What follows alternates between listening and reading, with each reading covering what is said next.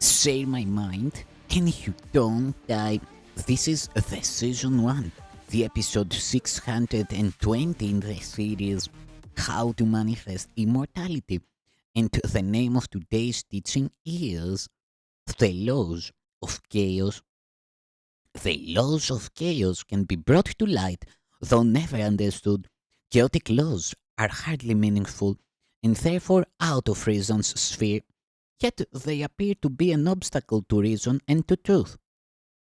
Let us then look upon them calmly, that we may look beyond them, understanding what they are, not what they would maintain.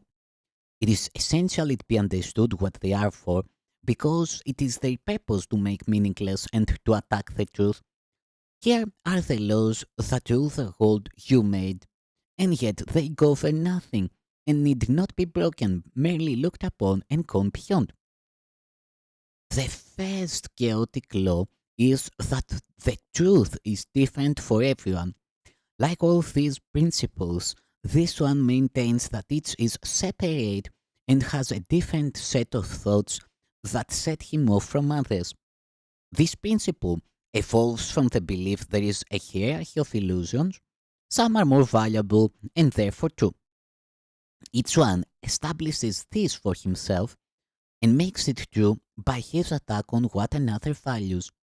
And this is justified because the values differ, and those who hold them seem to be unlike and therefore enemies. Think how this seems to interfere with the first principle of miracles, for this establishes degrees of truth among illusions, making it seem that some of them are harder to overcome than others. If it were realized that they are all the same and equally untrue, it would be easy then to understand that miracles apply to all of them. Errors of any kind can be corrected because they are untrue. When brought to truth instead of to each other, they merely disappear.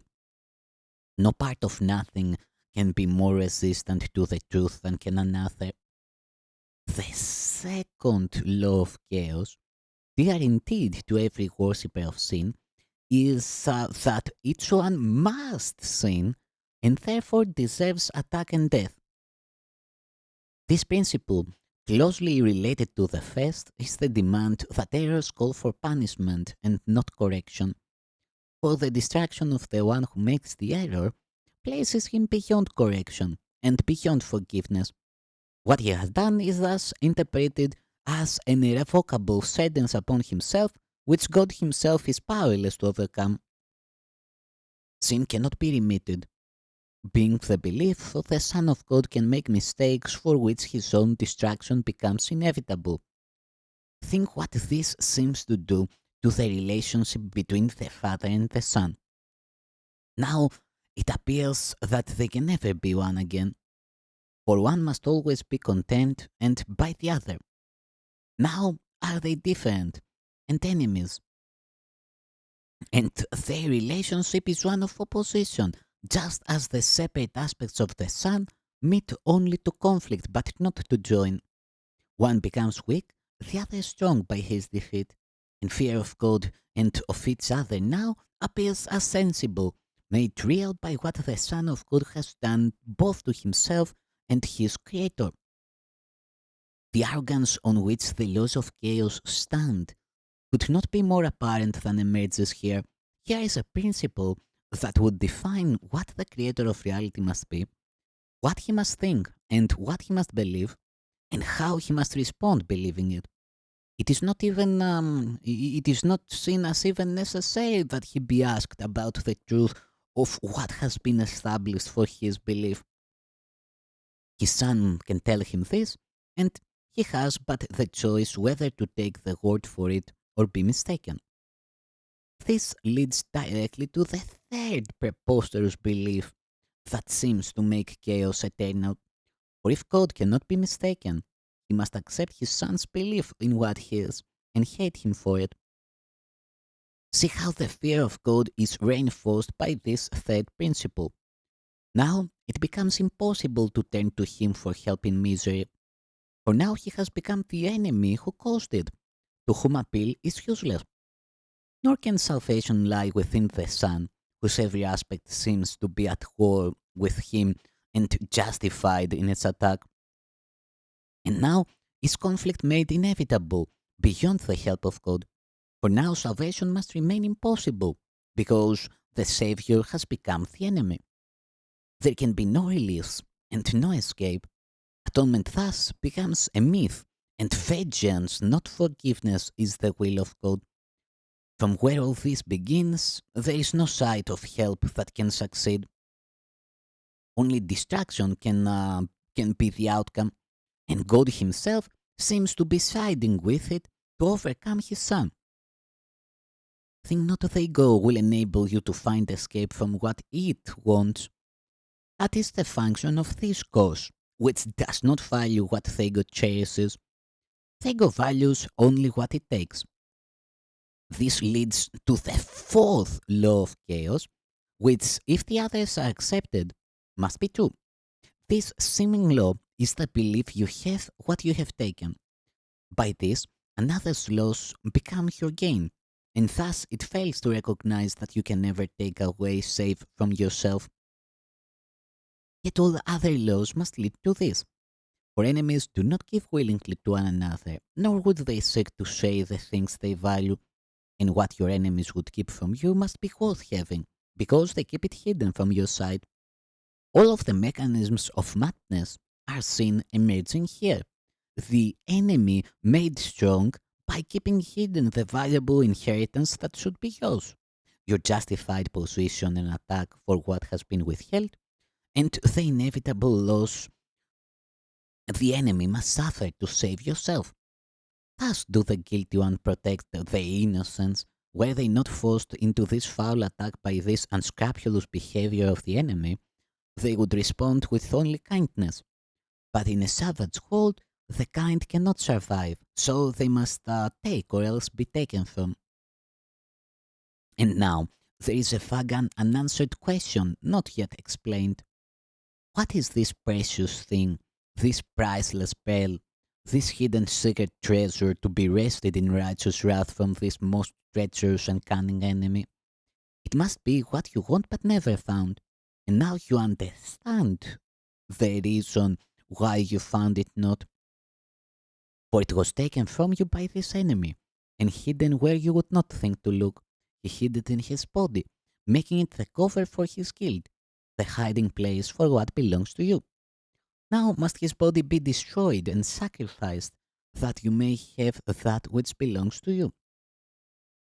His treachery demands his death, that you may live, and you attack only in self-defense. But what is it you want that needs his death? Can you be sure your murderous attack is justified unless you know what it is for? And here, a final principle of chaos comes to the rescue. To the rescue. It holds there is a substitute for love.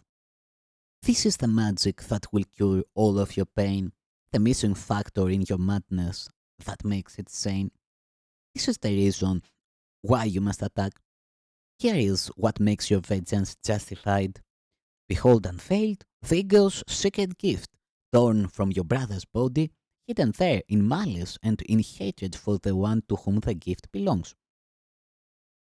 He would deprive you of the secret ingredient that would give meaning to your life, the substitute for love. Born of your enmity to your brother must be salvation. It has no substitute, and there is only one, and all your relationships have but the purpose of seizing it and making it your own. Never is your possession made complete, and never will your brother cease his attack on you for what you stole. Nor will God end his vengeance upon both, for in his madness he must have this substitute for love, and kill you both. You, who believe you walk in sanity with feet on solid ground, and through a world where meaning can be found, consider this. These are the laws on which your sanity appears to rest. These are the principles which make the ground beneath your feet seem solid, and it is here you look for meaning. These are the laws you made for your salvation. They hold in place the substitute for heaven which you prefer. This is their purpose. They were made for this. There is no point in asking what they mean. That is apparent. The means of madness must be insane. Are you as certain that you realize the goal is madness? No one wants madness, nor does anyone cling to his madness if he says that this is what it is. What protects madness is the belief that it is true. It is the function of insanity to take the place of truth. It must be seen as truth to be believed. And if it is the truth, then must its opposite, which was the truth before, be madness now. Such a reversal, completely turned around, with madness sanity, illusions true, attack kindness, hatred love, and murder benediction, is the goal the laws of chaos serve. These are the means by which the laws of God appear to be reversed. Here do the laws of sin appear to hold love captive and let sin go free. They do not seem to be the goals of chaos, for by the great reversal they appear to be the laws of order. How could it not be so? Chaos is lawlessness and has no laws. To be believed, its seeming laws must be perceived as real. The goal of madness must be seen as sanity, and fear, with ashen lips and sightless eyes, blinded and terrible to look upon, is lifted to the throne of love, its dying conqueror, its substitute, the savior from salvation. How lovely do the laws of fear make death appear! Give thanks unto the hero on love's throne who saved the Son of God for fear and for death. And yet, how can it be that laws like this can be believed? There is a strange device that makes it possible, nor is it unfamiliar. We have seen how it appears to function many times before. In truth, it does not function, yet in dreams, where only shadows play the major roles, it seems most powerful. No law of chaos could compel belief but for the emphasis on form and disregard of content. No one who thinks that one of these laws is true sees what it says. Some forms it takes seem to have meaning, and that is all. How can some forms of murder not mean death?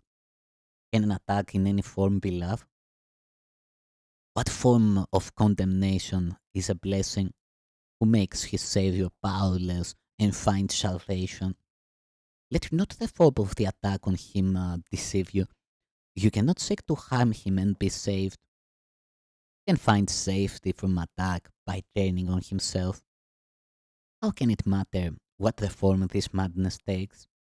It is a judgment that defeats itself, condemning what it says it wants to save. Be not deceived when madness takes a form you think is lovely.